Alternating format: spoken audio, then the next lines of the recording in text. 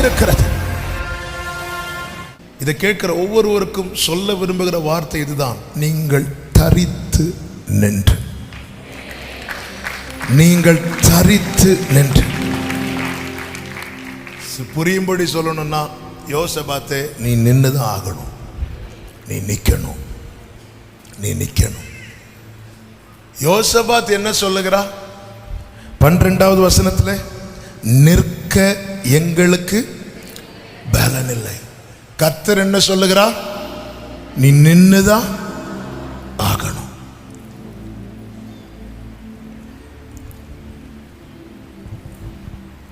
உத்தரவாதம் எடுக்கிறவர்களாய் நாம் மாறும்போது நம்மை தேவன் நிறுத்தி நம் குடும்பத்துக்கும், நம் சபைக்கும், நம் பட்டணத்திற்கும், நம் தேசத்துக்கும் கர்த்தர் ஒரு பெரிய ரட்சிப்பை, கர்த்தர் ஒரு பெரிய மீட்பை கட்டளையிட வல்லவராயிருக்கிறார். நாம் நிற்க கூடாது என்பது சத்துருவின் நோக்கம். என்னால் நிற்க முடியவில்லை என்பது என் பலவீனம். என்னை நிறுத்தி ஜெயத்தை கொடுப்பது தேவனுடைய தீர்மானம். யார நிக்க வச்சு ஆண்டவர் தம்முடைய காரியத்தை நடப்பிக்கணும்னு நினைக்கிறாரோ அவர்களை நிற்க விடாதிருக்க பண்ண சத்துரு என்னெல்லாம் செய்ய முடியுமோ அதையெல்லாம் செய்வோம். யேசபேல் சொல்றா, நாளைக்கு இந்த நேரத்தில் எலியாவின் பிராணனை நான் எடுப்பேன் அப்படின்னு. எலியாவின் அடையாளமே என்ன தெரியுமா? கர்த்தருக்கு முன்பாக நிற்கிற நான். ஆகாபுக்கு முன்பதாக நெஞ்சை தட்டி சொல்றான், என் வாக்கின் படியை அன்றி மழை பெய்யாதென்று இஸ்ரவேலின் தேவனாகிய கர்த்தருக்கு முன்பாக நிற்கிற நான் சொல்லுகிறேன். இதுதான் அடையாளம், இதுதான் அடையாளம். ஒரு தேவ பிள்ளையின் அடையாளமே நிற்கிறது தான், நிற்கிறது தான். அவர்கள் முறிந்து விழுந்தார்கள், நாங்களோ எழுந்து நிமிர்ந்து நிற்கிறோம். சில ரதங்களை குறித்தும் சில குதிரைகளை குறித்தும் மேன்மை பாராட்டுகிறார்கள். நாங்களோ எங்கள் தேவனாகிய கர்த்தருடைய நாமத்தை குறித்த சபையே கேள், நீ நிற்க வேண்டியது அவசியமாயிருக்கிறது. எனவேதான் வேதத்தில் ரிப்பீட்டடா வருகிற வார்த்தைகளில் ஒன்று, தளர்ந்து போன கைகளை திடப்படுத்துங்கள், தள்ளாடுகிற முழங்கால்களை பலப்படுத்துங்கள். நீ நிற்க வேண்டியது அவசியமாயிருக்கிறது. அந்த எலியா கர்த்தருடைய பர்வதத்தில் நிற்கிறவர். அவன் நின்றதுனால என்ன நடந்தது தெரியுமா? 450 பாகால் தீர்க்கதரிசிகள் அந்த கர்மேல் பர்வதத்தில் என்னெல்லாமோ செய்து பார்க்கிறாங்க. எனக்கு ரொம்ப ஆச்சரியப்படுத்தின காரியம் என்னவென்றால், எலியா ஒரு சேலஞ்ச் பண்றார். அக்கினியினால் உத்தரவு அருளுகிற தெய்வமே தெய்வம், இந்த சேலஞ்ச் அவங்க அக்செப்ட் பண்றாங்க. இந்த சைடு ஒரே ஒருத்தர் நிற்கிறான், அந்த சைடு 450 பேர் நிற்கிறாங்க. அவங்க தெய்வத்தால் எது முடியும் எது முடியாது என்பது அவர்களுக்கு நல்லா தெரியும். அப்போ அவங்களுக்கு என்ன நம்பிக்கைன்னா, நம்ம எப்படியாவது என்ன வர வச்சிடலாம், அக்கினிய வர வச்சிடலாம்.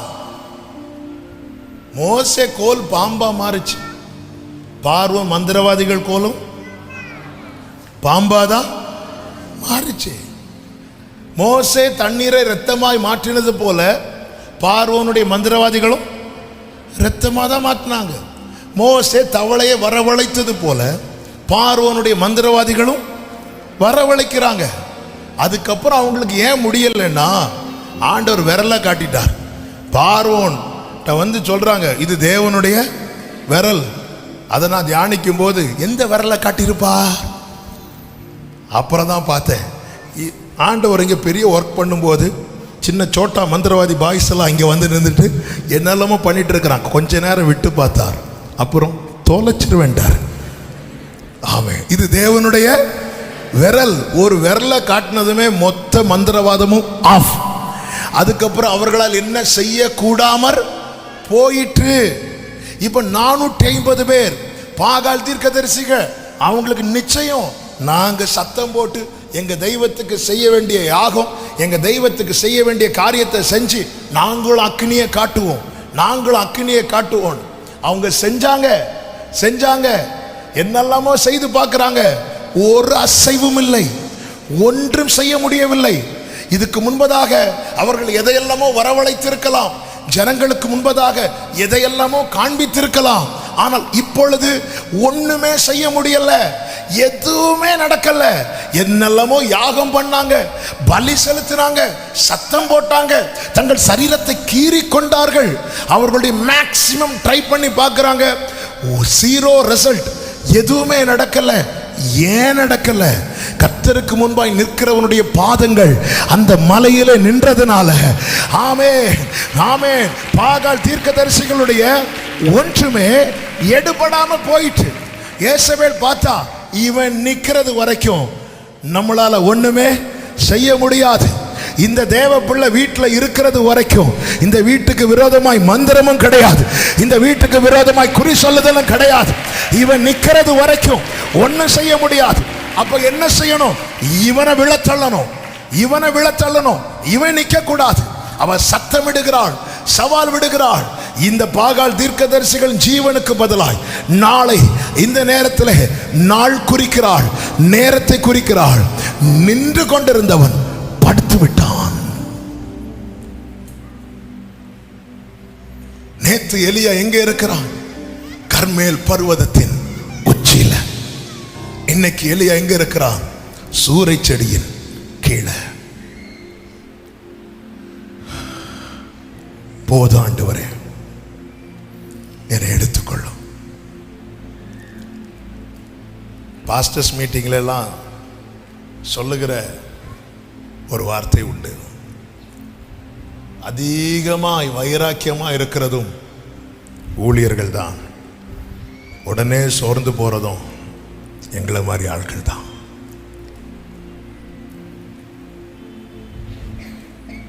நேற்று 18வது அதிகாரத்தில் டாப்ல இருக்கிறார். என்ன சேலஞ்ச் பண்ணிட்டு ஆகாவுக்கு கோபம் ஒரு பக்கம், அதில் மைண்ட் பண்ணாம அடுத்த அதிகாரத்தில் படுத்துட்டார். இப்போ ஆண்டவர் காகத்தை அனுப்பல, சாரிபாத் விதவையும் அனுப்பல, தம்முடைய தூதன் அனுப்புறார். அப்பத்தையும் தண்ணீரையும் வச்சு எலியாவை தட்டி எழுப்புறார். எலியா எழும்பி சாப்பிட்டுட்டு படுத்துட்டான். திருப்பியும் தட்டுறார். எழும்பு எலியாவை. எழும்பிட்டான். இதுக்கு ஆண்டவர் வந்திருக்கீங்க, நீ தான் போதும்னு சொன்ன, உன்னை கூட்டிட்டு போக வந்திருக்கிறேன். அப்படியா சொன்னார். நம்ம போதும்னு சொன்ன டைம் எல்லாம் ஆண்டவர் ஜெபத்தை கேட்டிருந்தா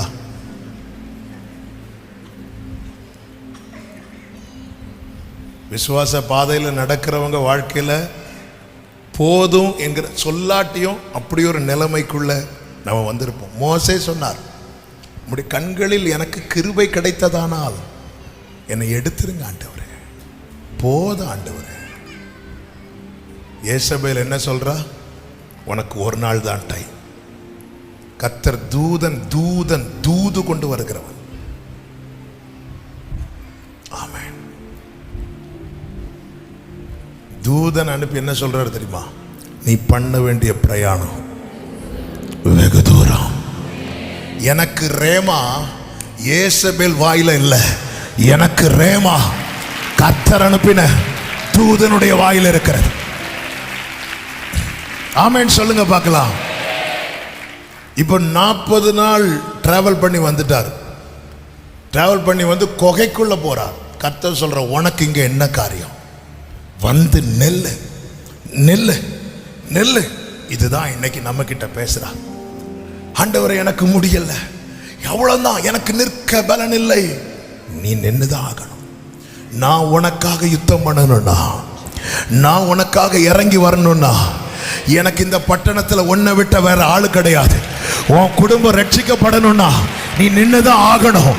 இந்த பட்டணம் மீட்கப்படணும்னா சபையே நீ நின்னுதான் ஆகணும். நிற்க பலன் இல்லைன்னு சொல்லி ஒதுங்கிறாத, விலகிறாத. நீ நின்னுதான் ஆகணும். கிதியோனுக்காக அவர் ஒரு மரத்து கீழே வந்து இப்படி உட்கார்ந்து இருக்கிறார். ஏன்னா வேற யாரும் அங்க இல்லை.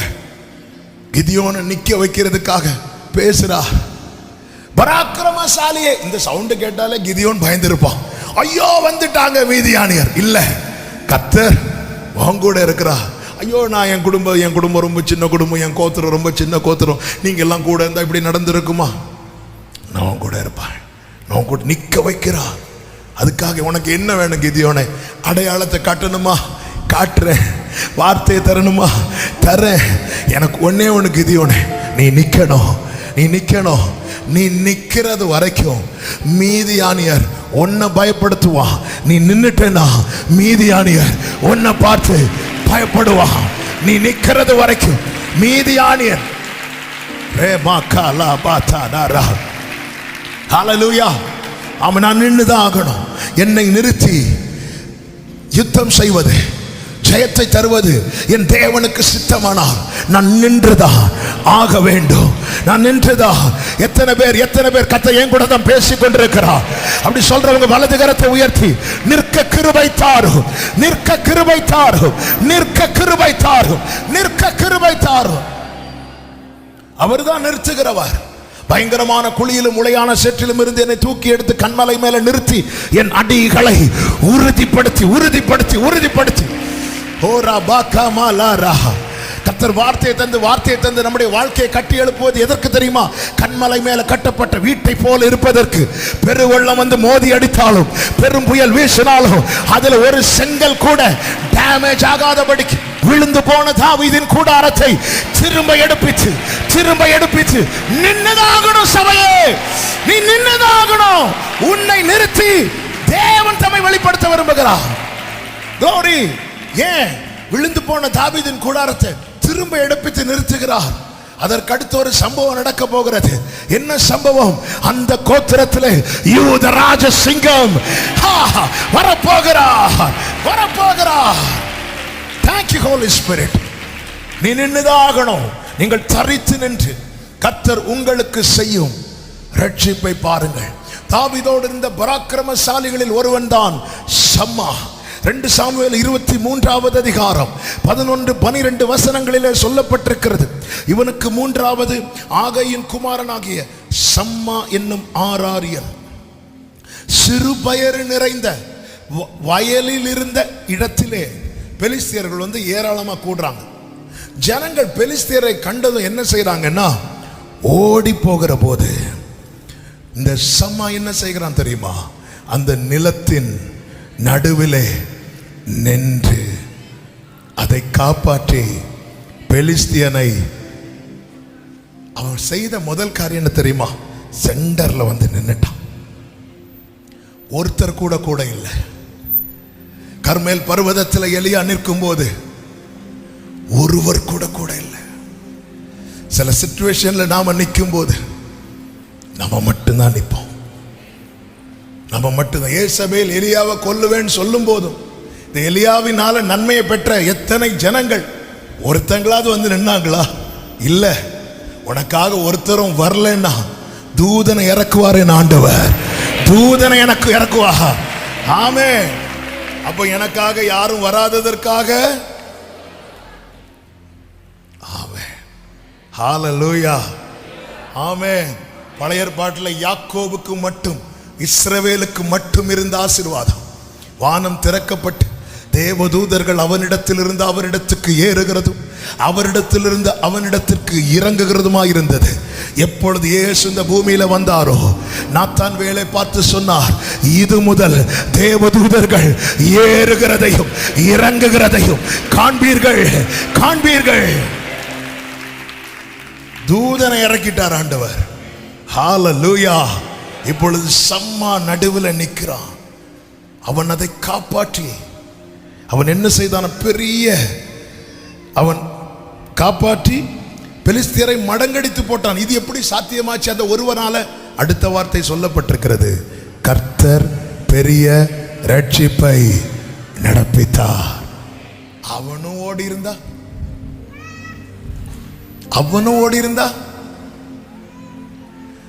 சத்துருவின் பலமே நம்முடைய பலவீனம் தான். சத்துருவின் பலம் என்ன தெரியுமா? நம்முடைய ஒரு தேவ பிள்ளையின் பலவீனம் தான் சத்துருவின் பலம்.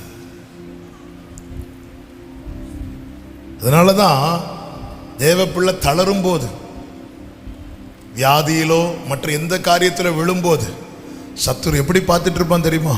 அவன் எப்பொழுது சாவான், அவன் பேர் எப்பொழுது அழியும். ஆபிரகாம் மரிக்கிறது வரை பெலிஸ்தியர் வெயிட் பண்ணாங்க. எதற்கு? ஆபிரகாம் தோண்டின துறவை மூடி போடுவதற்கு. ஆபிரகாம் இருக்கிறது வரைக்கும் அந்த பெலிஸ்தியருக்கு முடியவில்லை. அவன் அப்படியே சாவான்ல, அப்புறம் பார்த்துக்கலாம். ஆனால் அவர்கள் தேவ திட்டத்தை அறியாமல் போனார்கள். ஆபிரகாம் மரித்ததும் இந்த பெலிஸ்தியர் ஆபிரகாம் தோண்டின துறவை அப்படி மூடி போடும்போது பின்னாடி இந்த ஒருத்தன் இப்படி தோளை தட்டுறான். ஹலோ, யாரு தெரியுமா? ஈசாக்கு. ஈசாக்கு, நான் உன் வாயில் அருளிய என் வார்த்தைகளை உன் வாயிலிருந்தும் உன் சந்ததியின் வாயிலிருந்தும் உன் சந்ததியின் வாயிலிருந்தும் நீக்குவதில்லை என்று கர்த்தர் ஆணையிட்டு சொல்லுகிறார். அதனால சத்துரு நினைப்ப நம்மோடு கதையை முடிச்சிடலாம். இல்ல இல்ல, என் ஆண்டவர் தலைமுறைகளின் தேவன். ஆமே, எல்லாரும் ஓடுனாங்கன்னு சொல்லிட்டு நீயும் ஓடிட்டேன்னா இந்த இந்த சிறுபெயர் நிறைந்த அந்த நிலத்தை பெலிஸ்தியன் கையில் எடுத்துருவான். பெலிஸ்தியன் சம்மாவை மேற்கொண்டு கையில் எடுக்கவில்லை, அவன் நின்றான், நடுவுல நிக்கிறான். எனக்கு வேற ஆப்ஷன் கிடையாது. ஏன் அவங்கள பாரு, அவங்க எஸ்கேப் ஆயிட்டாங்க, நானே எஸ்கேப் ஆயிட்டேனா? எல்லாரும் விவரம் புரியாம தூங்கிட்டு இருக்கிறாங்கன்னு சொல்லிட்டு நானும் தூங்கினா என் குடும்பத்தை எப்படி இந்த ரட்சிப்பு வரும்? என் குடும்பத்துக்கு எப்படி ஜெயம் வரும்? ஆமென். தென்காசி பக்கத்துல ஒரு குடும்பம் இருக்கிறார். ஒரு சகோதரி தன் கணவனுடைய ரட்சிப்புக்காக 1-2 நாள் அல்ல, ஏறக்குறைய 15-16 வருடங்கள் ஜெபித்து கொண்டிருந்தாங்க. அந்த ஏரியாவிலேயே பெரிய ரவுடி. அவர் பேரை கேட்டாலே பயப்படுவாங்க. இவர் வருவாரு, இவர் ஒரு ரூம்ல படுத்திருப்பார், அவங்க ஒரு இடத்துல பிள்ளைகளோட படுத்திருப்பாங்க. திடீர்னு தோணுச்சுன்னா எழும்பி அடிப்பார். அடி உத. இவங்க வெறுத்து போட்டுட்டு போகல, அழுக, ஜெபம், நிக்கிறாங்க நிக்கிறாங்க நிக்கிறாங்க, கண்ணீர். 16வது வருடம், 15-16 தெரியல, ஒரு இரவுல 2 மணிக்கு இவங்க அப்படி கண்ணீரோடு ஜெபம் பண்ணிட்டு படுத்துட்டாங்க. இவர் அதே போல அவங்கள எழுப்புறாங்க. அடுத்த அடி விழ போகுதுன்னு சொல்லிட்டு 1-2 வருஷம் கிடையாது, 15-16 வருடங்கள் இந்த தாயார் பிள்ளைங்க படுத்திருக்கிறாங்க. கண்ணீரோடு எழும்பி இருக்கும்போது அவர் கையெல்லாம் இப்படி ஆடுது. அவருக்கும் தேவனை அறியாத குடும்பம் இப்படி ஆடுது. என்ன அப்படின்னு, என்னாச்சு? உடம்பு சரியில்லையா? இல்ல, வெள்ளையா ட்ரெஸ் போட்டுட்டு ஒருத்தர் ரூம்ல நிக்கிறாரு. எனக்கு பயமா இருக்கு, நீ ஜெபம் பண்ணு அப்படின்னு இவர் அப்படியே உட்கார்ந்துட்டார். அந்த தாயார் கண்ணீரோடு ஜெபம் பண்றாங்க. அந்த இரவே கர்த்தர் அவரை ரட்சித்தது மாத்திரமல்ல, அந்த பட்டணத்திலே அவரை கர்த்தர் ஊழியக்காரராக எழுப்பினார். ஊழியக்காரனா எழுப்பினது மாத்திரமல்ல, இன்னைக்கு தலைமுறை அந்த பட்டணத்திலே பெரிய ஊழியத்தை செய்து கொண்டிருக்கிறார்கள். சம்மாவே, எல்லாரும் ஓடுறாங்கன்னு சொல்லி நீ போட்டுட்டு ஓடுனா உன் குடும்பத்தை ரட்சிப்பது யார்? ஹalleluya, ஆமென், ஹalleluya. இந்த இரவுல உத்தரவாதம் எடுக்கிறவர்களை கர்த்தர் தேடிக் கொண்டிருக்கிறார். கோலியாத் நின்றான். 1 சாமுவேல் 17வது அதிகாரத்தில் காத்தூரானாகிய கோலியாத் என்னும் பெயருள்ள ஒரு வீரன் பெலிஸ்தரின் பாளையத்திலிருந்து புறப்பட்டு நடுவே நிற்பான். எதுக்கு நிற்பான் தெரியுமா? அவன் வெயிட்ட காட்ட, வேற ஒண்ணுமே அவன் செய்யல. நின்று இரவும் பகலும் தன் தேவர்களுடைய நாமங்களை சொல்லி சபிப்பான். இஸ்ரவேல் ஜனங்கள் ஜீவனுள்ள தேவனை ஆராதிக்கிறாங்க, அவருடைய நாமத்தையே சொல்லல. ஆனா இந்த பெலிஸ்தியன் ஏதோ ஒன்றை ஆராதிக்கிறான், அவன் தன் தேவர்களின் நாமத்தை சொல்லுகிறான். மெய்யான தெய்வத்தை ஆராதிக்கிறவங்க அவருடைய நாமத்தை சொல்ல யோசிக்கும் போது பெலிஸ்தியன் வந்து காலையும் மாலையும் ஒரு நாள் கூட தவறாம தங்கள் தேவர்களின் நாமத்தை சொல்லி சொல்லி இவங்க அதை கேட்டுட்டே இருக்கிறாங்க. 40 நாள் வந்தானே, சவுலே, இஸ்ரவேலின் சேனையே, நீ அவர் நாமத்தை சொல்றத இந்த பெலிஸ்தீன் ஒரு நாள் கூட கேட்கவில்லையே. டெய்லி வருவான், இவன் வந்து நிற்கும் போது இஸ்ரவேல் ஜனங்கள் பயந்து ஓடி போவார்கள். 1 நாள் 2 நாள் 3 நாள் 4 நாள் அவங்க நின்னாதானங்க கர்த்தர் யுத்தம் பண்ண முடியும். இதான் பிசாசின் தந்திரம். இவனை நிக்க விட்டுறக்கூடாது, தன்னை பெரியவனாய் காண்பித்து. அதாவது பிசாசு எப்படி தன்னை காட்டுவான் தெரியுமா? ஆண்டவர் இருக்கிறார்னா அதற்கு எதிரான ஒரு வல்லமை யாரு? பிசாசு. அதன் அர்த்தம் என்ன? அவருக்கு அடுத்து பெரியவன் யாரு? இப்படி அவருக்கு எதிரா, அவருக்கு ஆப்போசிட் டீம்ல அவரை மாதிரி தன்னை காட்டுவான். ஆனால் அவன் அல்ல, அது அவன் தூதர்களில் ஒருவன். அதுலயும் அவன் யாரு? விழுந்து போனவன். பிசாசு தன்னை வல்லவனாய் காட்டுவான், வல்லமை கர்த்தருக்குரியது. அவன் பொய்யனும் பொய்க்கு பிதாவுமானவன். அதனால ஏசபேல் சொல்ற, நாளைக்கு இந்த நேரத்தில், நாளைக்கு என்ன 40 நாள் டிராவல் பண்ணி வந்து நின்றுட்டு அதே பாட்டை பாடிட்டு இருக்கிறார் எலியா. நான் மட்டும் என் பிராணனே வாங்க. ஏய், அவன் என்னைக்கு வாங்குவேன்னு சொன்னவன் பிராணனை? நாளைக்கு. அந்த நாளை முடிஞ்சு என்னாச்சு? இன்னும் அவருக்கு மைண்டில் என்னதான் ஓடிட்டு இருக்கு? சில கடையில் எழுதி போட்டிருப்பாங்க தெரியுமா, இன்று கடன் நாளை ரொக்கம். நாளைக்கு ரொக்கம்னு வந்து பார்த்தா அதே டைலாக் தான் இருக்கும், இன்று கடன். அவ உன்னை கொல்லுவேன், உன் கதை முடியும்னு சொல்லி இப்போ 39 நாள் தாண்டி விட்டது. அவள் குறித்த நாளை தாண்டி 39 நாட்கள் வாழ்ந்து கொண்டிருக்கிறாய். இப்பொழுதாவது உனக்கு தெரிய வேண்டாமா? உன் காலங்கள் ஏசபேலின் கரத்தில் அல்ல, உன் காலங்கள் கர்த்தருடைய கரத்தில் இருக்கிறது. ஆமென். இந்த சவுலின் சேனையில் இருக்கிறவங்க எல்லாம் பயந்தவங்க கிடையாது. 1 சாமுவேல் 14:52 சொல்லப்பட்டிருக்கிறது, சவுல் ஒரு பராக்கிரமசாலியாகிலும் ஒரு பலசாலியாகிலும் காணும் போது அவர்கள் எல்லாரையும் தன்னிடமாக சேர்த்து கொள்வான். அப்ப கூட இருக்கிறதெல்லாம் யாரு? பராக்கிரமசாலிகள், பலசாலிகள். அப்படி இருந்தும் பட்டயத்தோடு நிற்கிற கோலியாத்தை பார்த்து இந்த ஜனங்கள் ஓடுவதற்கு காரணம் என்ன? 1 சாமுவேல் 13:19 சொல்லப்பட்டிருக்கிறது, எபிரேயர் பட்டயங்களையாகிலும் ஈட்டிகளையாகிலும் உண்டு பண்ணாதபடிக்கு பார்த்து கொள்ள வேண்டும் என்று பெலிஸ்தியர் சொல்லியிருந்தபடியால் இஸ்ரவேல் தேசம் எங்கும் ஒரு கொல்லன் அகப்படவில்லை. அவன் தந்திரத்தை பார்த்தீங்களா? இவன் கையில் பட்டயம் இருந்தா தானே இவன் நம்மளை அட்டாக் பண்ணுவான். பட்டயம் இல்லாம ஆக்கிடுவோம்.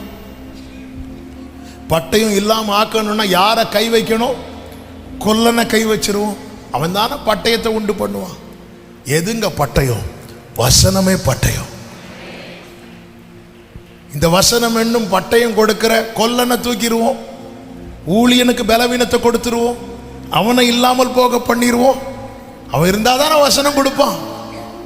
அவன் இருந்தா தானே இவங்க ஜனங்க கையில பட்டயம் இருக்கும். இல்லாம ஆக்கிடுவோம். இது பெலிஸ்தீனுடைய மிகப்பெரிய தந்திரம்.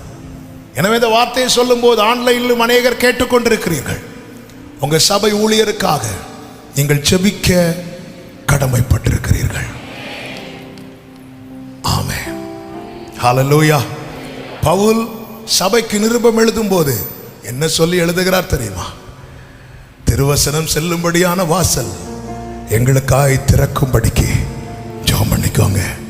அதாவது அதன் அர்த்தம் என்ன?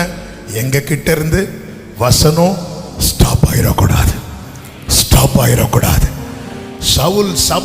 பவுல் சபைக்கு அதை விண்ணப்பமாகவே எழுதி கொடுக்கிறார். ஆமே. என கேட்கிற ஒவ்வொரு ஆங்காங்கே இருந்து கேட்கிற நீங்க கர்த்தர் உங்களை எந்த சபையில இணைத்து இருக்கிறாரோ அந்த சபை போதகருக்காக உத்தரவாதம் பண்ண கடமைப்பட்டிருக்கிறீங்க. காரணம், ஒரு நாள் வரப்போகிறது, வசனம் கேட்கக்கூடாத பஞ்ச காலம் வரப்போகிறது. அன்னைக்கு ஜனங்கள் அலைவார்களாம், தண்ணீருக்காக அல்ல, ஆகாரத்துக்காக அல்ல. ஐயோ வசனம் இல்லையே, பிரசங்கம் இருக்கும், ரேமா இருக்காது. கொல்லனை அழிக்கணும், கொல்லானை இல்லாம போக பண்ணணும். அவங்க பிளான் சக்சஸ் ஆகி இப்போ என்ன ஆகுது தெரியுமா? அந்த 13 கடைசியில் சொல்லப்பட்டிருக்கிறது, யுத்த நாள் வந்தபோது சவுலுக்கும் அவன் குமாரனாகிய யோனத்தானுக்குமே அன்றி சவுலோடும் யோனத்தானோடும் இருக்கிற ஜனங்களில் ஒருவர் கையிலும் பட்டயமும். உன்கிட்ட ஒண்ணு இல்லைன்னா அது யார்கிட்ட இருக்கு தெரியுமா? கோலியாத் கையில் இருக்கிறது. அவன் எதோடு வருகிறான்? பட்டயத்தோடும் ஈட்டியோடும் வருகிறான். எப்படிங்க இருக்கும்? நமக்கு வர வேண்டிய ப்ரொமோஷனை ஒருத்தங்க தட்டி பறித்து நாளைக்கு நாம இருக்க வேண்டிய சேர்ல அவங்க உட்கார்ந்திருந்து நம்மளை பார்த்து சிரிக்கிறாங்கன்னா அந்த வலி இருக்கு தெரியுமா? ஆமென். இப்பொழுது கர்த்தருடைய வைராக்கியம், அவர் சீயோனுக்காக வைராக்கியம் கொள்ளுகிறவர். என் பிள்ளை கையில இல்லாம ஆக்கிட்டு நீ அதை வச்சு அப்படியே வந்து நிக்கிறான், டெய்லி வந்து நிப்பானாம், வேற ஒண்ணு செய்யல, தன் தேவர்களுடைய நாமங்களை சொல்லுகிறான். அவன் கையில பட்டயம் ஈட்டி. அவன் அதுவரை ஏன் வந்து நிக்கல? அதுவரை அவனுடைய நோக்கம் என்ன தெரியுமா? இன்னைக்கு ஒரு பிரச்சனையே இல்லையே அப்படின்னு இருக்கும் போது அவன் இன்னொரு பிளான் பண்ணிட்டு இருக்கிறான். இவன் கையில, அதாவது என்னை வசனமற்றவனாய் பார்க்கணும், என்னை வசனமற்றவனாய் ஆக்கினா நான் விசனமுள்ளவனாகி விடுவேன். கவலை பயங்கள் எல்லாமே என்னை தொற்றிக்கொள்ளும். இது அவனுக்கு நல்லா தெரியும். என் கையில வசனம் இருந்துச்சுன்னா நான் வந்து வெட்ட கூட வேண்டாம். மீதியானியர் பாளையத்துல ஒரு சத்தம் எழும்பினாலே போதும். என்ன? கர்த்தருடைய பட்டயம், கிதியோனின் பட்டயம், கர்த்தருடைய பட்டயம்.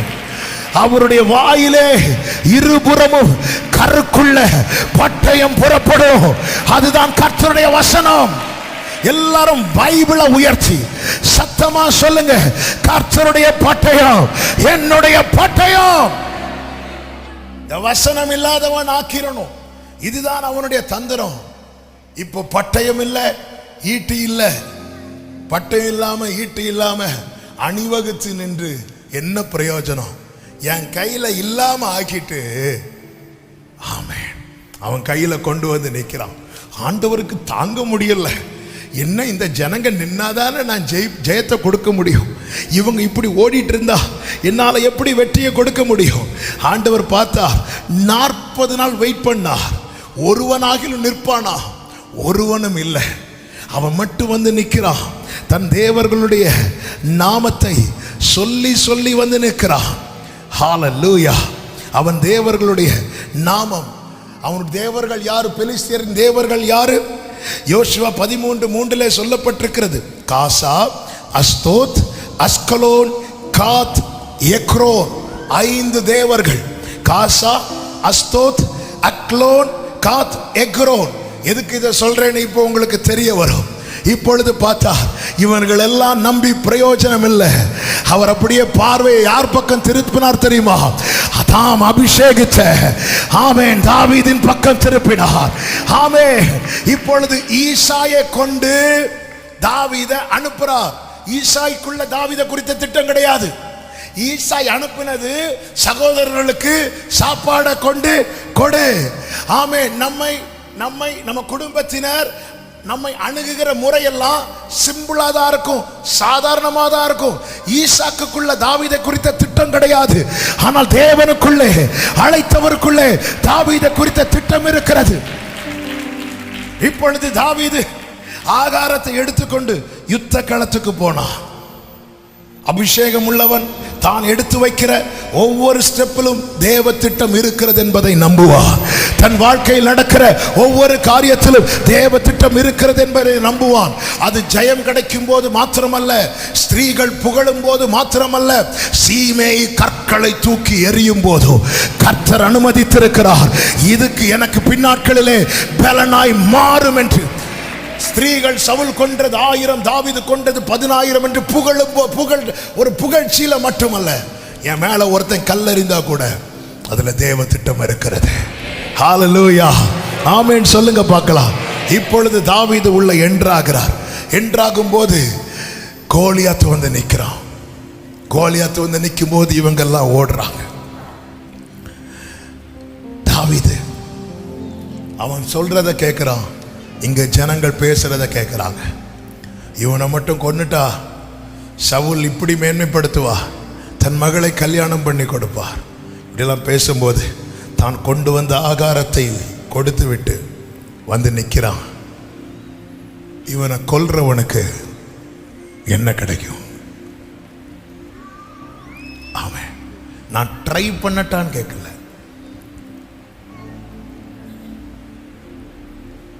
நான் ஒரு வாட்டி ட்ரை பண்ணி பார்க்கட்டும். நோ, டிசைட் பண்ணிட்டார். இந்த கொஞ்ச நேரத்தில் இவன் விழ போறான். இந்த கொஞ்ச நேரத்தில் அண்ணன் வந்து கத்துறான். நல்ல கவனிங்க, நாம நிற்கணும்னு தீர்மானம் எடுக்கும்போது முதல் எதிர்ப்பு நம்ம குடும்பத்திலேருந்து வரும். நீ அகங்காரம் உள்ளவன், அந்த கொஞ்சம் ஆட்டை விட்டுட்டு வந்துட்டேன், உன் திமிரு உன் அகங்காரம்லாம் தெரியும். உடனே தாவீது சொல்லுகிறான், தான் வந்ததற்கு தாவீது, உனக்கும் ரட்சிப்பு தர்றதானப்பா நான் வந்து நிற்கிறேன், உனக்கு வேண்டிதானே நிற்கிறேன், இப்படிப்பா நீயாச்சு கோலியாத்தாச்சு அப்படி போகல. எனக்கு தாவீதுக்கு தெரியும், நான் போயிட்டேன்னா அடுத்த 40 நாள் வந்து நிற்பான். என் எல்லைக்குள்ள எப்படிங்க கோலியாத்து வரலாம்? உங்க எல்லைக்குள்ள எப்படிங்க சத்ரு வரலாம்? ஒவ்வொரு குடும்பத்தின் மேல விழ வேண்டிய ஆசீர்வாதங்களை ஒன்று என்ன தெரியுமா? அவர் உன் எல்லைகளை சமாதானம் உள்ளதாக்கி, உன் வாசல்களின் தாழ்பாள்களை பலப்படுத்தி, உன்னிடத்தில் உள்ள உன் பிள்ளைகளை ஆசீர்வதிக்கிறான். முதல்ல அண்ணங்கிட்ட இருந்து எதிர்ப்பு, அடுத்து ராஜாவுக்கு முன்னாடி கொண்டு போய் நிறுத்தினா ராஜா கிட்ட இருந்து எதிர்ப்பு. அவர் சொல்றார், நீ சின்ன வயசுல இருந்தே, அவன் சின்ன வயசுல இருந்தே யுத்த வீரன், நீ இளைஞன், உன்னால் ஆகாது, உன்னால் ஆகாது. நம்ம பொதுவாகவே ஒரு நெகட்டிவான காரியம் வந்தாலே உலகம் சொல்லும் சகுனம் சரியில்லைன்னு. ஆனால் ஒரு நெகட்டிவான காரியம் வந்தா ஒரு தேவ பிள்ளை ரெடியாயிரணும் ஜெயிக்கிறதுக்கு. தாவீது சீயோன் கோட்டையை பிடிக்க போகும்போது அங்கிருந்தவர்கள் பரியாசம் பண்ணினாங்க, இங்க இருக்கிற சப்பானிகளே உன்னை தடுப்பார்கள் என்று வேதம் சொல்லுகிறது. ஆனாலும் தாவீது அதை பிடித்தான், அது தாவீதினுடையதாய் மாறிற்று. இப்போ ராஜா பார்க்கிறார், சரி இவன் இவ்வளவு போல்டா சொல்றானே அப்படின்னு சொல்லிட்டு சவுல் என்ன பண்றான் அப்படின்னா, அவனுடைய பட்டயத்தை எடுத்து தாவீதுக்கு கட்டி வைத்து பார்க்கிறான்.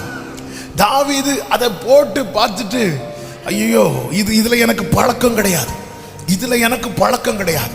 அப்போ உனக்கு எதுல பழக்கம்? என் கையில ஒரு தடி இருக்கு, இன்னொன்று கவன் இருக்கு, எதுங்க பார்க்க அழகா இருக்கு?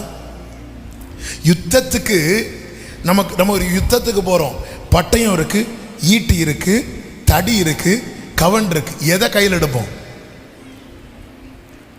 நாங்க எதையும் கையில் எடுக்க மாட்டோம், நாங்க ஓடிடுவோம். ஆமே, எதை கையில் எடுப்போம்? நல்ல கவனிங்க, பட்டயம். தாவீது சில நேரத்தில் நம்ம கையில கொடுத்திருக்கிறார் தெரியுமா, அதுதான் நமக்கு உதவும். எனக்கு ஊழிய பாதையில எனக்குன்னு என்ன கிருபையை கொடுத்திருக்கிறாரோ அதுதான் எனக்கு உதவும். பாஸ்டர் பென்ஸுக்குன்னு என்ன கிருபையை கொடுத்திருக்கிறாரோ அதுதான் உதவும். சவுல் கையில் இருக்கிற பட்டயம் எனக்கு அது அப்பியாசம் கிடையாது, அது எனக்குரியது கிடையாது. எனக்கு கையில கொடுத்திருக்கிறது மற்றவர்கள் பார்வையில அற்பமா இருந்தாலும் அதை வைத்துதான் கர்த்தர் எனக்கு பெரிய ஜெயத்தை, பெரிய விடுதலையை. இன்னைக்கு கர்த்தர் உங்க கையில கொடுத்திருக்கிறதற்காக ஸ்தோத்திரம் சொல்லுங்க. இன்னொரு கையில இருக்கிறத பார்த்து ஆமே. பாருங்க, நான் ஸ்கூல் படிக்கும் போது +1 +2 எங்க வீட்டில் ஒரு சன்னின்னு ஒரு ஸ்கூட்டர் உண்டு. இப்போ அதெல்லாம் தெரியாது, பழைய ஆட்களுக்கு தெரியும் சன்னி. அப்போ அதில் நானும் தம்பியும் போவோம். அப்போ என் கூட படித்த ஒரு பையன் வந்து Yamaha RX 100 பைக் வச்சுருந்தான். அப்போ ஸ்கூல்லேருந்து முடிச்சுட்டு போகும்போது வாசல் கிட்ட அவன் பைக்கில் வச்சுட்டு நிற்கிறான். அவன் பின்னாடி நான் அந்த சன்னியை கொண்டு போய் விட்டுட்டு அந்த ஹார்ன் அடித்தேன். ஹார்ன் அடித்து இன்னொருத்தங்களுக்கு கேட்கணுன்னா நம்மளும் கூட சேர்ந்து சத்தம் போட்டாதான் ஃப்ரெண்டில் டீன் டீன்னு கேட்க. அவன் எங்கேயோ இப்படி பார்த்துட்டு ஹலோ ஹலோ இங்கே, அவன் அப்படி என்னையும் பார்த்தான். அவனுக்கு வேற ஒன்றும் ஃப்ரெண்டானதுனால வேற ஒன்றும் சொல்ல, இப்படி அவனை பார்க்குற பார்வை இத்தனை வருடம் கழித்து நான் சொல்கிறேன்னா என்ன பார்வை பார்த்துருப்பான். அவன் என்னையும் இப்படி பார்த்தான். ஏன்னா அடித்த சவுண்டு,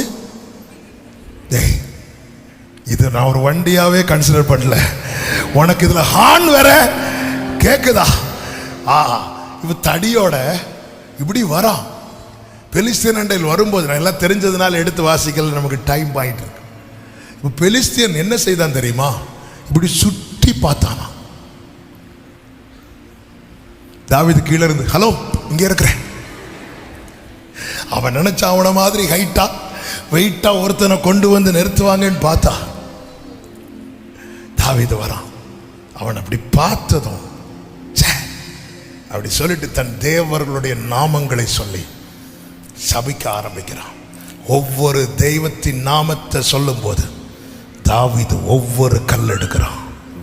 1 2 3 4 5. அவன் தெய்வத்தின் நாமத்தை சொல்லி சொல்லி இத்தனை நாள் சபித்தான். அவன் தாவீது எதை அட்டாக் பண்ண வந்திருக்கிறான் தெரியுமா? இவனுக்கு பின்னாடி இருக்கிற வல்லமைய. ஹல்லேலூயா. 5 கற்களை அப்படி எடுக்கிறான், அடப்பையில போட்டு அப்படி கட்டுறான். இந்த அடப்பை பார்க்கிறவனுக்கு சாதாரணமா இருக்கலாம். சிறு வயதில் என் தகப்பனார் வாயிலிருந்து கேட்ட ஒரு வார்த்தையை நான் இதோடு கூட சேர்த்து சொல்லுகிறேன். இந்த அடப்பை எப்பவுமே தாவீதுடைய இடுப்புல தான் இருக்கும். இந்த அபிஷேக தைலம் கொம்புல குப்பிலேனாலாவது கொஞ்சம், கொம்புல இருக்கிற தைலம் ஊத்துனா அது அப்படியே வடியும். அது வடிஞ்சு வடிஞ்சு வடிஞ்சு வடிஞ்சு அதுல ஒரு டிராப்பாவது எங்க விழுந்திருக்கும் தெரியுமா? இந்த அடப்பைக்குள்ள. சபையே, அபிஷேகம் பெற்ற தேவ ஜனமே, உன் கையில் இருக்கிற எல்லாவற்றின் மேலும் உன் மேல ஊட்டப்பட்ட அபிஷேகத்தின் தாக்கம் உண்டு. உன் மேல வைக்கப்பட்ட அபிஷேகத்தின் தாக்கம் உண்டு. அது மற்றவர்கள் பார்வையில் ரொம்ப சாதாரணமானது, ஆனால் அதற்குள் இருந்து புறப்படுகிறது எதிரியை வீழ்த்தும். உன் முழங்காலுக்கு அபிஷேகம் இருக்கிறது, உன் கையெடுப்புக்கு அபிஷேகம் இருக்கிறது, உன் ஸ்தோத்திரத்தில் அபிஷேகம் இருக்கிறது, உன் விசுவாச அறிக்கையில் அபிஷேகம் இருக்கிறது. Thank you Holy Spirit. ஆமென். இப்பொழுது அவன் நிற்கிறான். ஃபர்ஸ்டா அந்த யுத்த காலத்தில் அவருடைய நாமம் உயர்த்தப்படுகிறது. ஆமே, நீ பட்டயத்தோடு ஈட்டியோடு வருகிறாய், நானோ நீ நிந்தித்த இஸ்ரவேலின் சேனைகளுடைய கர்த்தருடைய நாமத்திலே வருகிறேன். ஓ thank you Holy Spirit. ஆமே, ஹல்லேலூயா. சர்ச்சில் கொடுத்த ஒரு வார்த்தை இப்போ நான் அது நினைவில் வரதுனால ரிப்பீட் பண்றேன். ஏய், நீ 5 தேவர்களுடைய நாமத்தை சொல்ற. அப்படி சொன்னதுக்கு அப்புறமும் உனக்கு ஒரு ஹெல்மெட் தேவைப்படுது, உனக்கு ஒரு மார்க்கவசம் தேவைப்படுது, உனக்கு ஷூஸ் தேவைப்படுது. ஏன்? அதான் உன் தேவர்களின் நாமத்தை சொன்னேன்ல. அப்படி இருக்கும்போது நீ உன்னை பாதுகாக்க இவ்வளவு தேவைப்படுது. இங்க பாரு, என் கையில கேடகம் கிடையாது, பட்டயம் கிடையாது, ஆனா அவருடைய நாமம் எனக்கு பலத்த துருகம். அவருடைய நாமம் எனக்கு. ஹல்லேலூயா. சத்தமா ஜீசஸ் சொல்லுங்க பார்க்கலாம். இந்த நாமத்தை 40 நாள் சொல்ல விடாம ஆக்கிட்டான்ல பிலிஸ்தியன். நாமத்தை சொல்றோமா? அந்த நாமத்தில் ரட்சிப்பு இருக்கிறது, அந்த நாமத்தில் விடுதலை இருக்கிறது. தாவீது வந்து அடுத்த 40 நாள் நிக்கல. தாவீது வந்து நின்றான். கோலியாத் விழுந்தான். சில ரதங்களை குறித்தும் குதிரைகளை குறித்தும் மேன்மை பாராட்டுவார்கள். நாங்களோ எங்கள் தேவனாகிய கர்த்தருடைய நாமத்தை குறித்தே அவர்கள் நாங்கள். இப்போ இஸ்ரவேலின் சேனை இதுவரை படுத்து இருக்குது. ரதங்களை குறித்து குதிரைகளை குறித்து மேன்மை பாராட்டும் போது அவங்க நிமிர்ந்து நிற்கிறாங்க.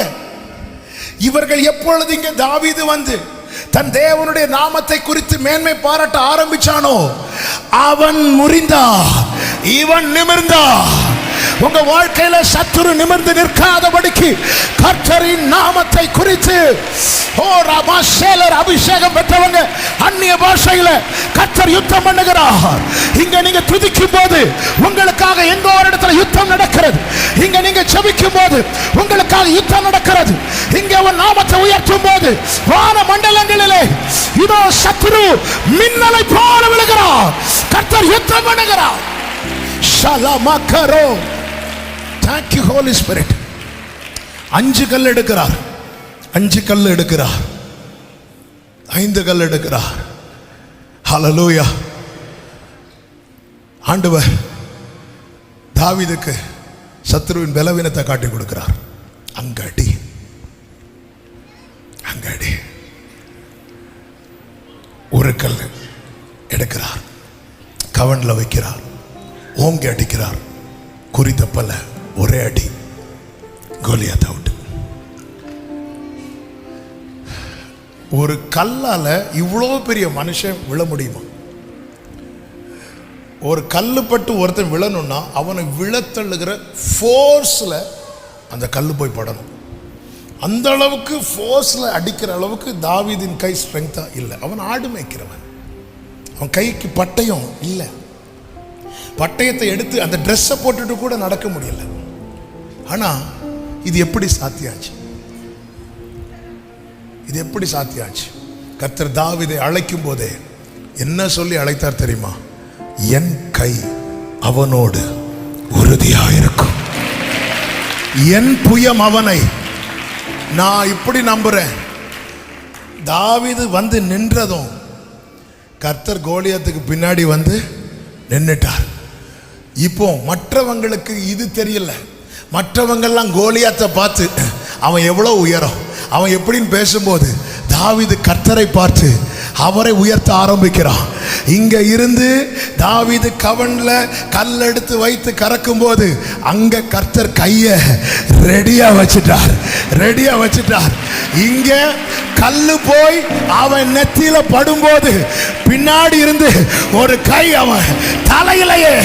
யுத்தம் கர்த்தருடையது, யுத்தம் கர்த்தருடையது, யுத்தம். இங்க இருந்து நீங்க இப்படி கையை உயர்த்தி ஜெபம் பண்ணும் போது இஸ்ரவேலே பார்த்திருக்கும், இவன் என்னடா காமெடி பண்ணிட்டு இருக்கிறான், இவனை கோலியாத் அடிக்க சொன்னா இவன் மாங்காய் அடிக்கிறதுக்கு கல் எடுத்து வச்சு. நம்ம ஜெபம்லாம் அப்படிதாங்க இருக்கும் பார்க்கிறவங்களுக்கு, நம்ம கண்ணீர்லாம் பார்க்கிறவங்களுக்கு அப்படிதான் இருக்கும். ஆனா நமக்கு நிச்சயம் இருக்கணும், நான் தனியா நிற்கவில்லை. ஹல்லேலூயா. அவருடைய நாமத்தில் நான் நிற்கிறேன். Glory. தாவீது என்ன செய்தான் தெரியுமா? அவருடைய நாமத்தை சொல்லிவிட்டு 48வது வசனத்தை பாருங்கள். அப்பொழுது அந்த பெலிஸ்தியன் எழும்பி தாவீதுக்கு எதிரே கிட்டி வருகையில் தாவீது தீவிரமாய், நல்ல கவனிங்க, நெருங்க நெருங்க ஜெயம் நெருங்க நெருங்க பிரச்சனை அதிகரிக்கிறது போலதான் தெரியும். பிரச்சனை அதிகரிக்கிறது போலதான் தெரியும். எல்லாம் கைவிட்டு போவது போலதான் தெரியும். அந்த இடத்துல உன் ஜெபத்தை விட்டு விடாதே. நீ தீவிரப்படுத்து, நீ தீவிரப்படுத்து. எவீருவின் வீட்டு பக்கத்துல இயேசு வந்தபோது வீட்டுல இருந்து வந்து சொல்லிட்டாங்க, போதகரை தொந்தரவு பண்ண. அதன் அர்த்தம் என்ன? பிரேயரை விட்டுரு, போதகரை தொந்தரவு பண்ணாதேன்னா. போதகரை இந்த எவீர் எப்படி தொந்தரவு பண்ணார்? காலில் விழுந்து கண்ணீரோடு மன்றாடி கெஞ்சி, இதுதான் தொந்தரவு. அவன் இவ்வளோ ஜெபத்தை பண்ணி ஒரு பெரிய விடுதலையை வீட்டு பக்கத்தில் வர கொண்டு வந்ததும் வந்த செய்தி என்ன தெரியுமா? போதகரை இனி இந்த 7 நாள் கூட்டம்லாம் நடத்தாதீங்க, இனி இந்த 20 நாள் ஜபம்லாம் நடத்தாதீங்க. அவ்வளோதான். இப்படி தான் உலக சத்தங்கள் வரும். எதுக்கு சும்மா அழுதுட்டு, எதுக்கு சும்மா ஜெபம் பண்ணிட்டு உலக சத்தங்கள் வரும். ஆனால் தாவீதுக்கு தெரியும், இப்போ நான் தீவிரப்படுகிற நேரம். ஆண்டவர் அப்படியே எவிருவை பார்த்து சொல்றார், பயப்படாத, விசுவாசம் உள்ளவனாயிரு. என்ன நீ ஃபர்ஸ்ட் ஜெபம் பண்ணும்போது ஒரு விசுவாசம் இருந்தில்ல, அதை விட்டுறாத, விசுவாசம் உள்ளவனாயிரு சொல்லிவிட்டு கர்த்தர் உள்ள போகிறார். கர்த்தர் உள்ள போய் என்ன செய்தார் தெரியுமா? அந்த வீடு யாருடைய வீடு தெரியுமா? எவிருடைய வீடு. ஆனால் அங்கே யார் இருக்கணும் இருக்கக்கூடாதுன்னு தீர்மானித்தது யார் தெரியுமா? கர்த்தர். பேதுரு, யோவான், யாக்கோபை மட்டும் உள்ள விட்டு மீது எல்லாரையும் விரட்டிட்டார். அந்த இடத்துல எவிரு வந்து, ஆண்டவர் இது ஏன் வீடு? நோ. சில சுத்திகரிப்பு வாழ்க்கையில் நடக்கணும். சிலர் ஆண்டவர் விரட்டுவார், இருக்கக்கூடாது. ஆமே, அற்புதத்துக்கு தடையா இருக்கும். ஆண்டவருக்கு அந்த ஃப்ரீடத்தை கொடுக்கணுங்க. என் ஆண்டவர்கிட்ட நான் அப்படிதான் சொல்லுவேன், ஆண்டவரே இது உங்க சபை, ஆண்டவரே யார் இருக்கணும் யார் இருக்கக்கூடாது தீர்மானிக்கிறது நீங்க ஆண்டவரே. இந்த இடத்துல உங்க கிரியை வெளிப்பட வேண்டும் ஆண்டவரே. ஆமென். ஆண்டவரே இவங்களெல்லாம் போக சொல்லுதாதீங்க, இவங்க எனக்கு ஒன்னு விட்டேனா. ஆமென். எவரு சைலண்ட் ஆயிட்டார். ஏன்? நான் இவ்வளவு காலம் வடித்த கண்ணீருக்கு பலன் வரப்போகிறது. அந்த வீட்டில் கொஞ்சம் பேர் அழுதுட்டு இருந்தாங்க. அவங்க அழுக எப்படி தெரியுமா? அவள் மரிக்கவில்லை, நித்திரையா இருக்கிறான்னு சொன்னதும் அவங்க என்ன செஞ்சாங்களா? எவரு சிரித்தாரா? அவரால் எப்படிங்க சிரிக்க முடியும்? ஏன்னா உண்மையான அழுக. சிலர் பார்த்துருக்கீங்களா, அந்த வீட்டில் கால் எடுத்து வைக்கிறது வரை சிரிச்சுட்டே வருவாங்க. இப்படிதான் ஒரு சகோதரி, அவங்க தாயார் வயசானவங்க இறந்துட்டாங்க. காலையில் நியூஸ் வருது, அடுத்த நாள் நடக்கும். நான் ஈவினிங் போகிறேன். அவங்க வீட்டு ஹாலில் ஃப்ரீசர் பாக்ஸில் அந்த சரீரம் வைக்கப்பட்டிருக்கிறது. இவங்க இந்த சைட்லேருந்து சேர் போட்டு, அவங்க பிள்ளை அவங்க மக ஃபேமிலி வெளியே இருக்கிறாங்க. ஸோ வீடியோ காலில் பேசிகிட்டே தோசை சாப்பிட்டுட்டு அப்படி பேசி சிரிச்சிட்டு இருக்கிறாங்க. பேர பிள்ளைகிட்ட சிரிச்சிட்டு இருக்கிறாங்க. நான் பின்னாடி போய் உக்காந்துட்டேன். அவங்க என்ன கவனிக்கலை. அப்படி சிரிச்சுட்டே இப்படி என்ன பார்த்துட்டு, பாஸ்டர், நான் சொன்னேன் நிறுத்துங்க, நம்மள மாதிரி நடிக்கிறதுக்கு.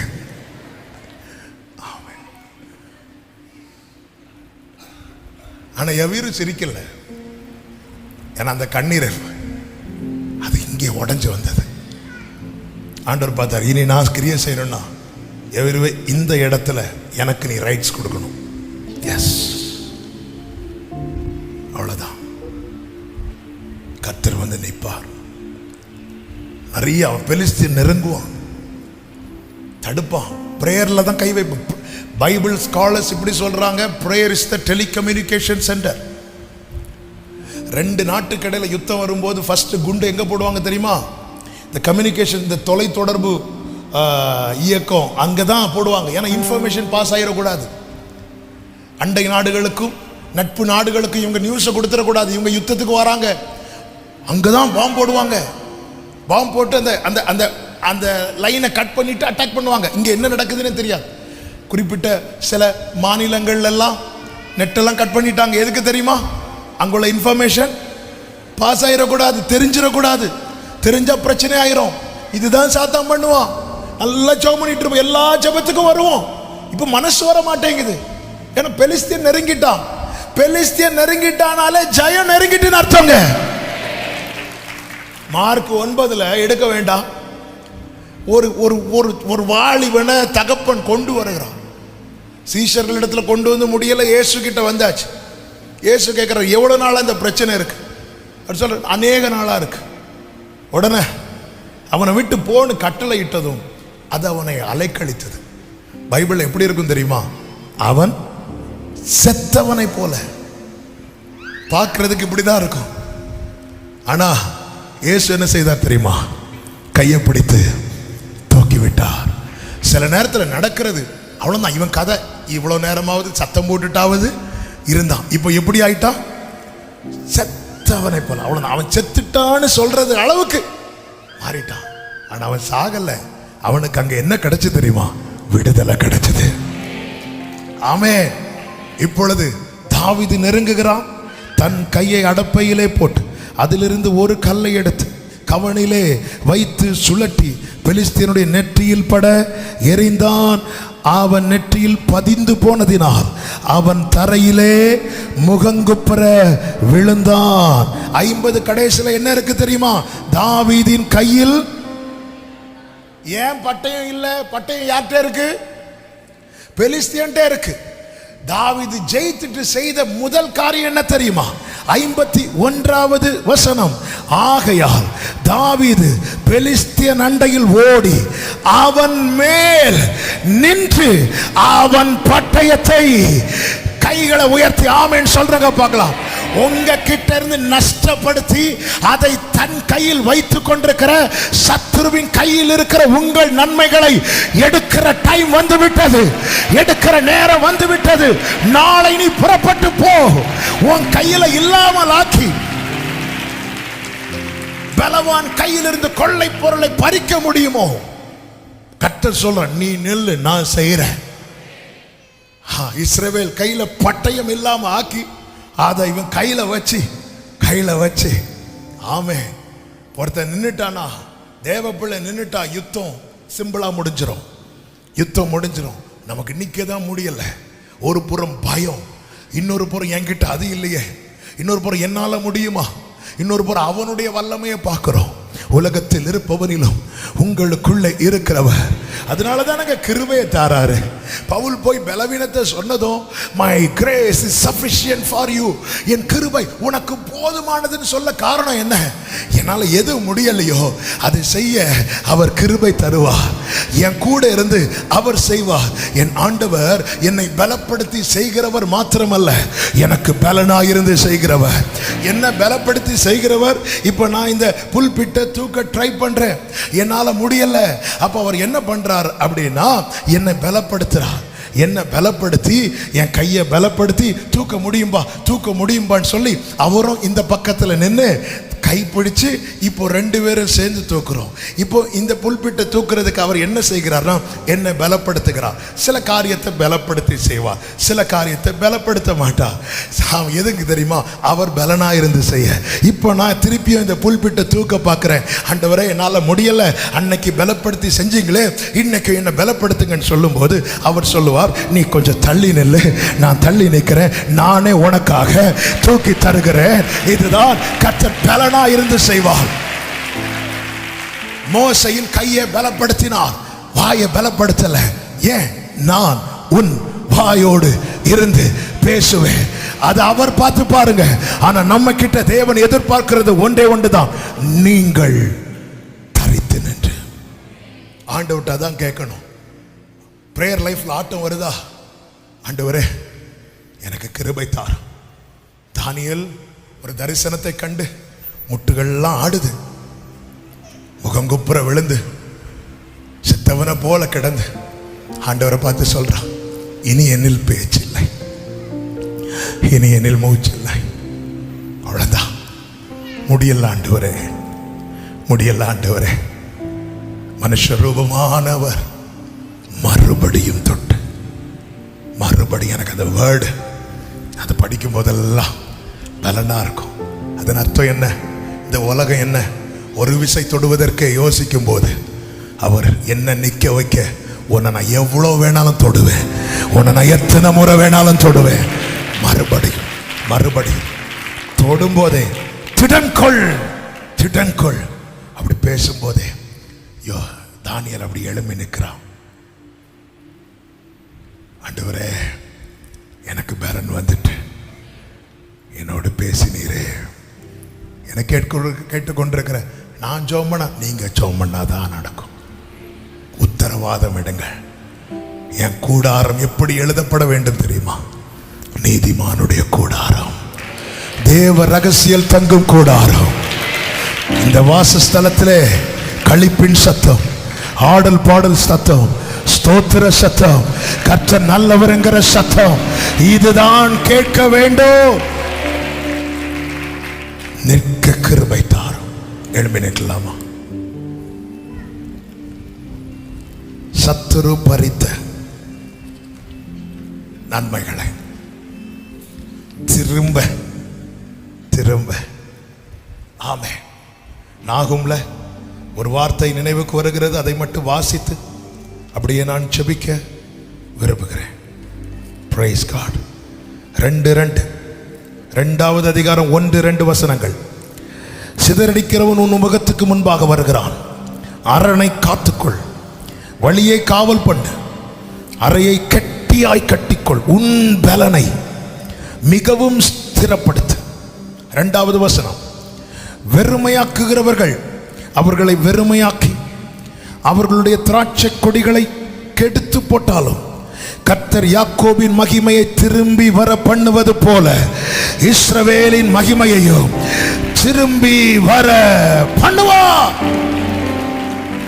வெறுமையாக்கியாச்சு. நாம கேட்டோமே கொஞ்சம் முன்னாடி, சிக்லாகில் இருந்து தாவீதினுடைய நிலை. இந்த ஆண்டு கர்த்தர் அடியாருக்கு தந்த வாக்குத்தத்தம் அதுதான்.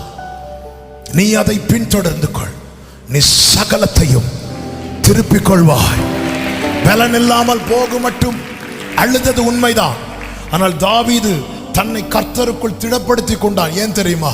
நான் நிக்கலைன்னா இந்த கூட்டத்தில் நிக்கிறதுக்கு யாருமே இல்லை. அது போலதான் உங்க வீட்டில் ரொம்ப அழ வைக்கிறது உங்களையா இருக்கும், ஆனா நீங்க நின்னாதான் உங்க வீட்டில் விடுதலை. ஆமே.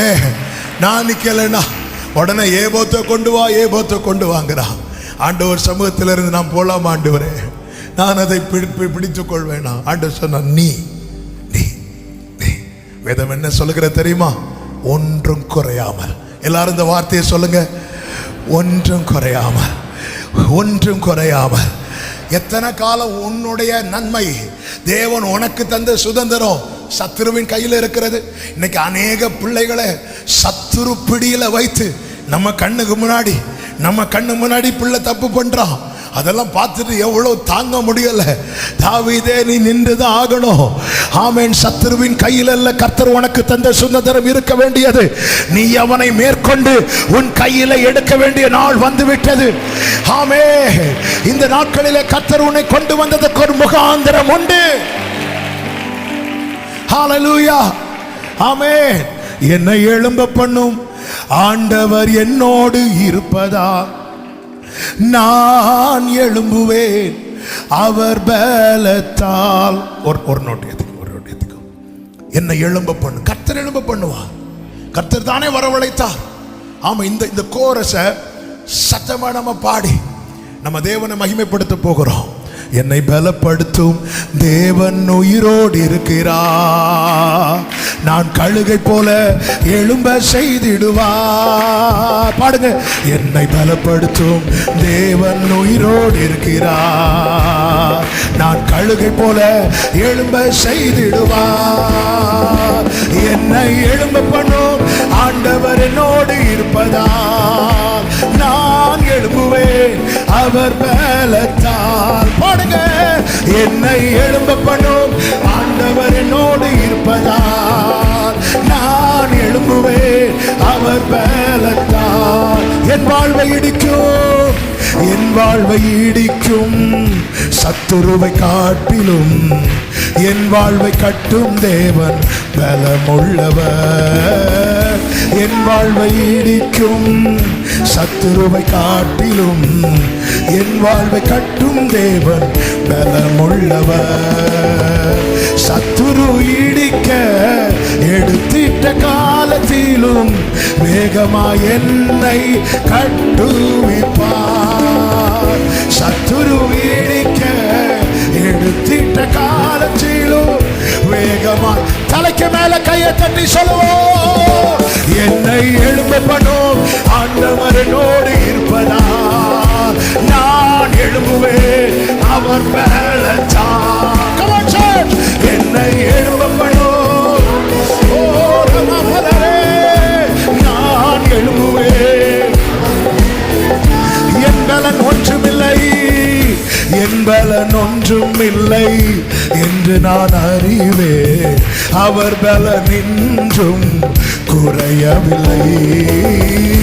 என் பலன் ஒன்றுமில்லை என்று நான் அறிவேன், அவர் பலனின்றும் குறையவில்லை. சொல்லுவோம், பலத்தாலும் அல்ல, பராக்கிரமம் அல்ல, ஆவியினாலே என்னை எழும்ப செய்வார். பலத்தாலும் அல்ல,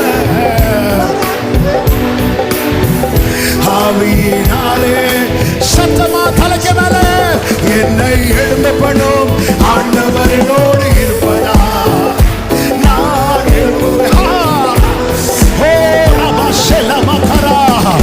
சேலைக்குள் பாய்கிற பலன், மதிலை தாண்டுகிற பலன், கற்ற பலப்படுத்துகிறார். எழும்புவேன். ஒரு விஷயம் கூட, என் வாழ்வை இடிக்கும், என் வாழ்வை இடிக்கும் சத்துருவை காட்டிலும் என் வாழ்வை கட்டும் தேவன் பலமுள்ளவர். சத்துருவை காட்டிலும் என் வாழ்வை, இதை சொல்லுங்க, சொல்லி சுதந்திரிங்க. சத்துரு இடிக்க எடுத்திட்ட காலத்திலும் வேகமா என்னை கட்டுவிப்பார். சத்துரு இடிக்க எடுத்திட்ட காலத்திலும் நம்புறவங்க தலைக்கு மேல கையை தட்டி என்னை எழுப்பப்படும் ஆண்டவரோ நான் எழுவேன். அவர் என்னை எழுப்பப்படும் ஆண்டவரோடு இருப்பதா நான் எழுவேன். என்னை எழுப்பப்படும், என்னை எழுப்பப்படும் ஆண்டவரோடு இருப்பதா நான். ஓ, என்னை எழுப்பப்படும், என்னை எழுப்பப்படும். நான் எழுப்புவேன், நான் எழுப்புவேன், நான் எழுப்புவேன். ஓ, நான் எழுப்புவேன், நான் எழுப்புவேன். முழு பலத்தோடு கைகளை தட்டி அபிஷேகம் பெற்றவங்க அந்நிய பாஷைகளை பேசு. ஷலபக்கரமோ ஷெமம்ரோ ரிமம்ரே ஷெலரோ.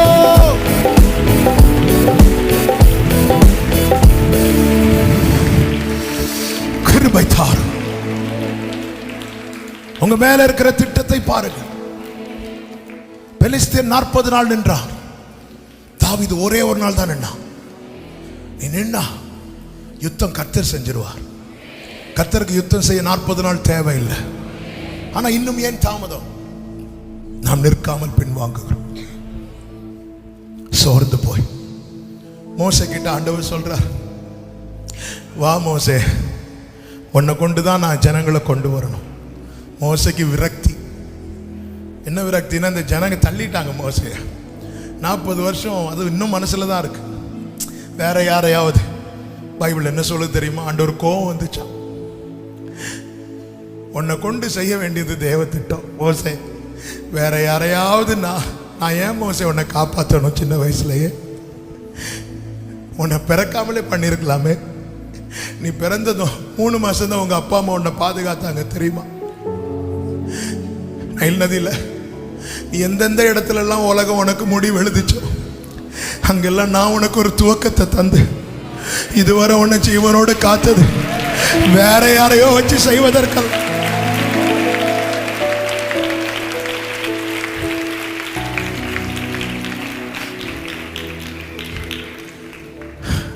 எனக்கு நிற்க கிருபை தார்.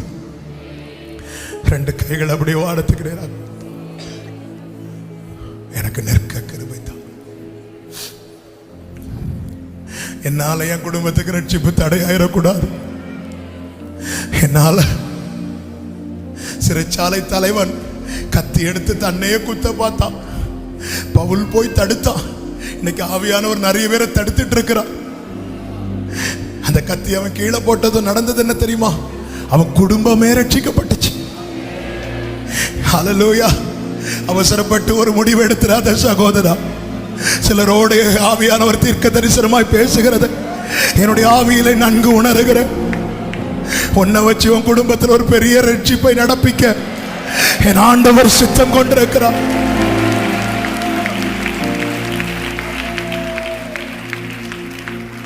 அப்படியே கைகளை உயர்த்தி, இன்னும் தேவை கிருபை.